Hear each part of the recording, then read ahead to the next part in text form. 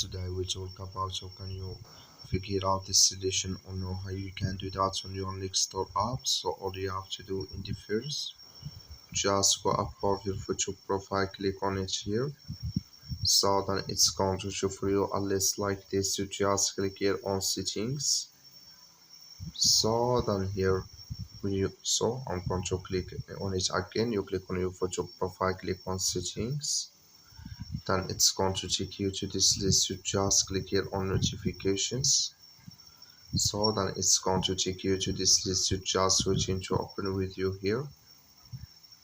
So then it's going to show for you like this here. Just click here on my activity here. So when you just click on my activity, it's going to take you to this list. Just scrolling down here until you found their local event updates. Click in this sign. Like we see here, the scholarship for us.